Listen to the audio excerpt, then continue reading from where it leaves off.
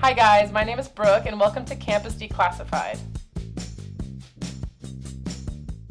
I'm Daniel Andersen. I am studying communications at Brigham Young University, and I have spinal muscular atrophy type 2, which is a form of muscular dystrophy. Hi, I am David Schekall. I am studying elementary education. I, along with that, have two minors, one in TESOL and another in family life. I have a profound hearing loss, and I consider myself deaf. Awesome. All right, so we'll just jump into the conversation. Love it. So what does accessibility mean to you personally? Like, if you could define it for your situation, what would that be? Kind of to dive in, I'm going to say I hate the word equal, and I love the word, what is it? Equity. Yes. So, the services won't be the same for everyone. Mm-hmm. And how I want my services is obviously going to be different than someone else that's in similar shoes as to me. And I think it's more really about having open communication, understanding among others on certain things. So when I think of accessibility, I think of, okay, I'm going to have an interpreter coming into the classroom. People can understand why this interpreter's there and who's it for and the reasons behind it, and they're not going to be weird about it. I really, really hate when people who don't really understand how interpreting works for deaf individuals, they'll come up to the interpreter and be like, can you tell this person this? And it's like, you're defeating the purpose of what it's actually for. You're supposed to be talking to me, and the interpreter's going to sign what you're saying. And not you talk to the interpreter, and then they just say it to me. Yeah, not a middleman. Right, exactly. So that's kind of what I think of when accessibility, for me.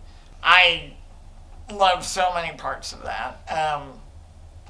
I think for me, it is less about the supports or the actions and more about the outcomes.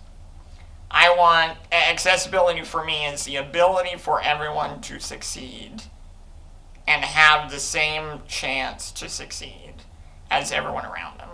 Now, those needs might change depending on the individual needs, but the outcome is the same. They have the same access to success, to love, to connection, and community as any of their peers. So it's hard to put it in like one sentence definition, but that's probably my definition for it. Yeah.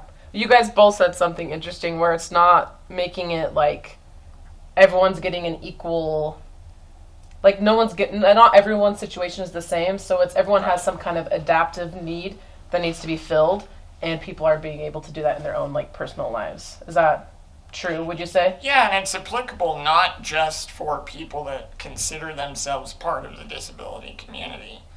It's applicable to everyone. Yeah. Everybody has strengths, everyone has weaknesses, and creating an environment, especially a learning environment, where everybody can progress and build their skills kind of in a judgment-free zone where everybody gets what they need. Yeah.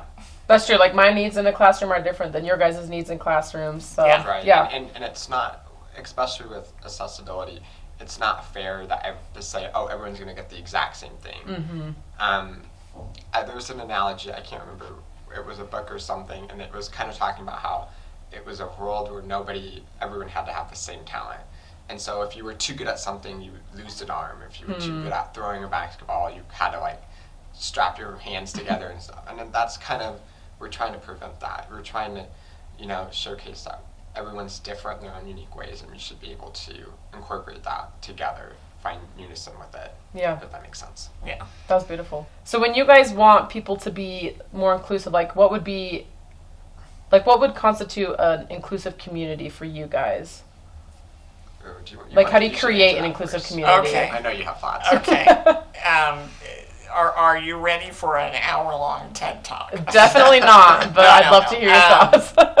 Okay. I would say an inclusive community or an inclusive environment is one, and we kind of touched on it earlier. It's a community that is judgment-free. It's a community that is open and inviting and actively building opportunities. What we are really asking for, the inclusive environment that we are asking for, is an open dialogue where everybody feels safe to ask for what they need. Yeah. No, I 100% agree on that. Hands down. I think a lot of it too, in my opinion, is having patience and courtesy. A lot of my struggles is because people don't have time or patience for me, and especially in a conversation dialogue, they need to have to stop patience, because there will be times I'm not going to get what they say and they need to repeat it and they're going to get irritated about it. And it's also that language barrier. So I was raised on spoken and listening language. That was what my parents decided for me, but they didn't pick up on ASL at all. And then later in life I discovered ASL, so now I have both. And I think understanding that there's different cultures and language within disability as well is also a big factor into that.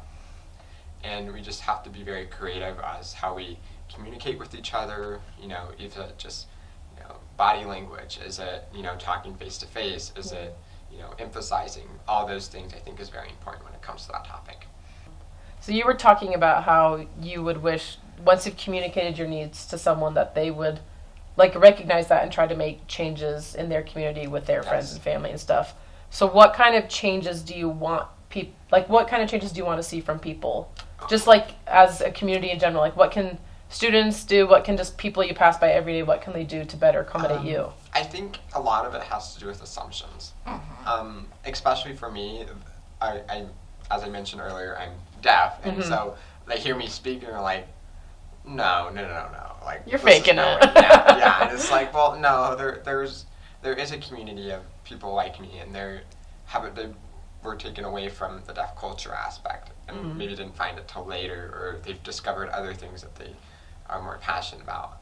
So I think a lot of it is assuming, and then because of that I can speak, and I'm not nonverbal at all. People are gonna assume that I'm okay. Okay, sure, I'm in a classroom. Oh, the interpreter's not here. Oh, well, he's fine. He can talk. Well, not necessarily. I'm not hearing what the. So assumptions is really the big thing. Is you can't assume. Yeah. For me, at least. This is. You're asking all of the very difficult questions, which is good. I like it. But I have to now take 47 suggestions and pick one or two. I think for me, this is kind of touching on something that you mentioned earlier.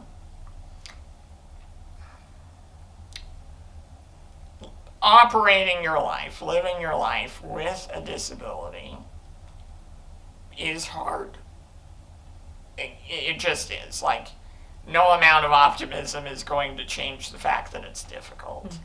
And that taxes emotional, mental, physical energy, and can be an isolating process because people are afraid of what they don't understand, right? Yes. And that's where assumptions come in. They try and bridge that gap on their own. Exactly. My biggest advice, meet us halfway.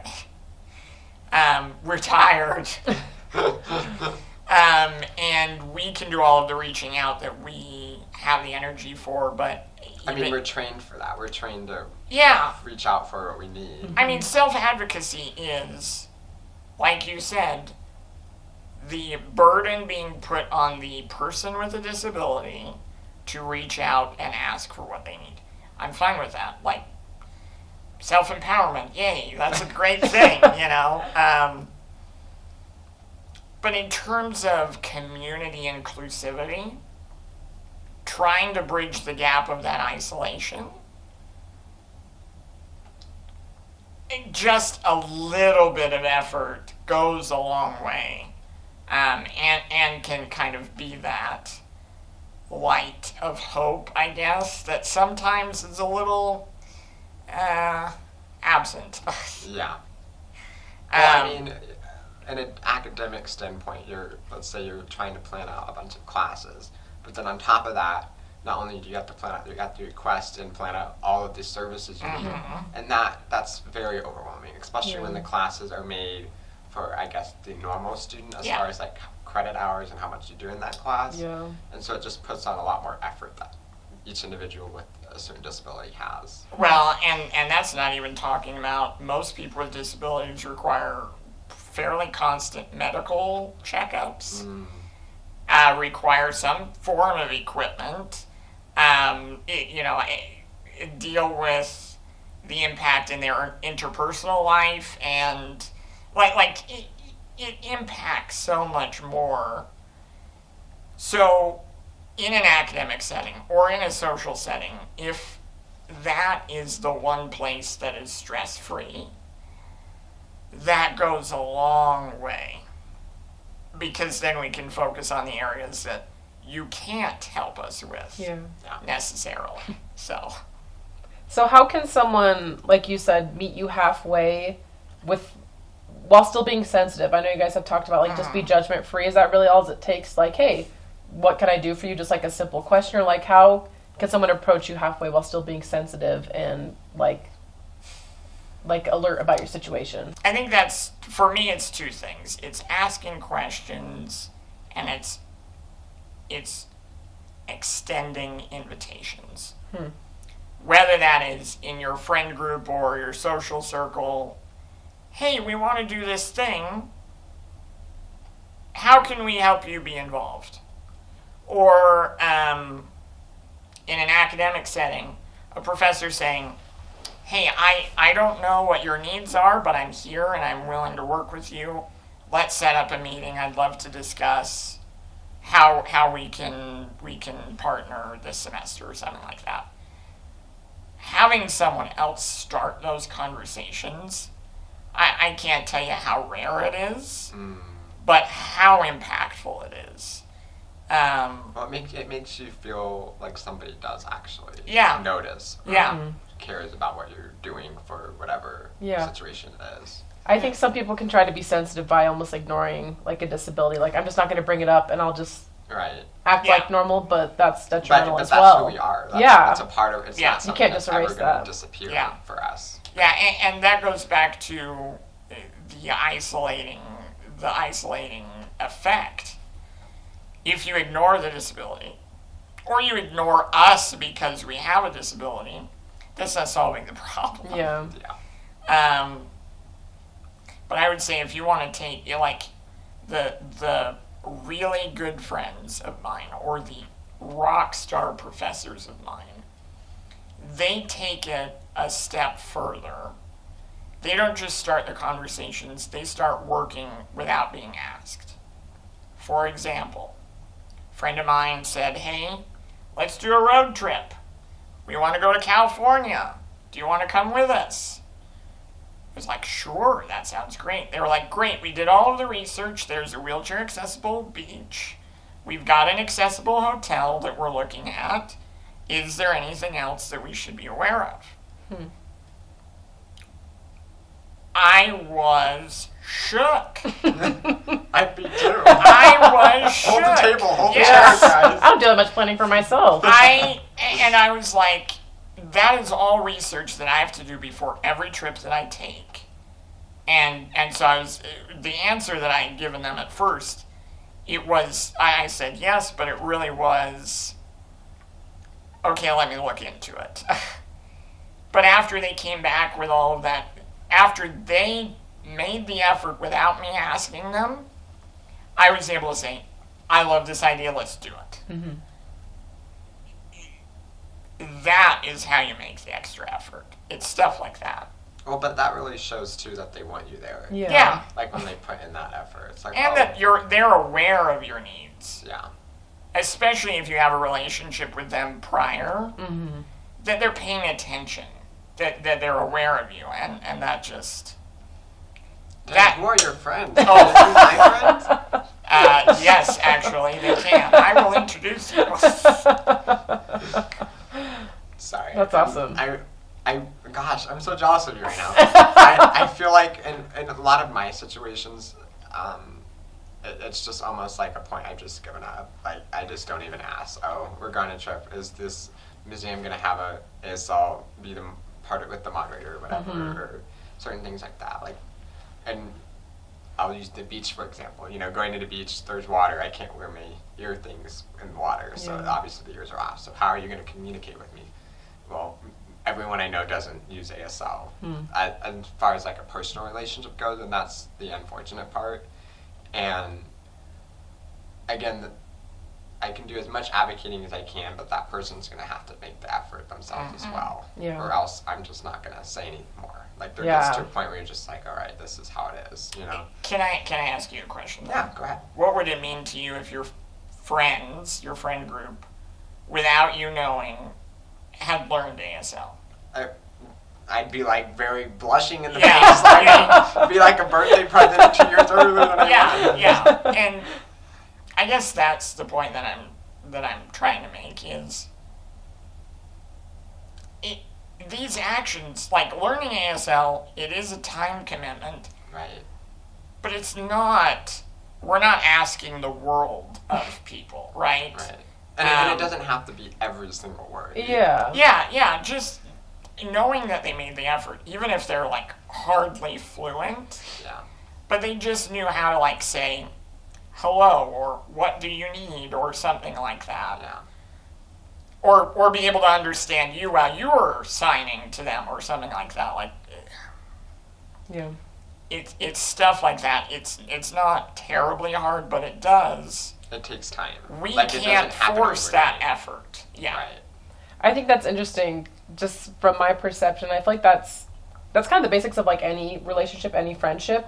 But I think it kind of takes us back to our beginning point about accessibility is not equality, but it's equity. Like, hey, if you have a friend who is deaf, like, I'm obviously going to have to be aware of that. Where if I had a friend who was like gluten-free or something, obviously less extreme, but like I'd have to be aware of that need as well. So it's just, it's interesting to see that it really is just like, it all comes down to like fundamental human relationships. It's just like bringing effort from both sides of the table. Yeah. Exactly. That's awesome. All right. I think those are all the questions I had. Do you guys have any last thoughts, last advice, anything you want to say? My last message is mainly to reiterate what I've said several times, and that is a disability is attached to a person, which makes it a personal issue. But personal issues play into interpersonal relationships. And like you said earlier, just like you would be mindful of a friend of yours who had children, or a friend of yours who was religious, or a friend of yours who was gluten-free, including accessibility, including the disability community into our lives, our societies, requires a personal touch. It requires friends to come together, communities to come together, empathy, understanding, and effort. And that's not easy, and I can't give you this silver bullet that's going to solve it all. But just being willing to take on this makes the difference between progress and not. Yes. In terms of a broader standpoint, I think as an individual, just look at who's around you, the differences, the struggles, the dynamics of relationships, and like learn from those. Gather more information about let's say your mother. Like, you want to know stories of her past and things. Ask her, learn about it. Just doing those things can make your environment so much more positive and uplifting and more understanding, and less of, well, I wonder why this person's so mad at me today.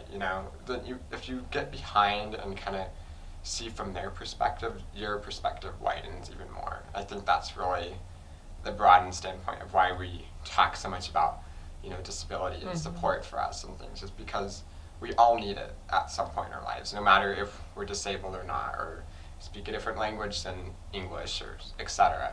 We all need that chance to shine and to feel special and valued. That was beautifully put.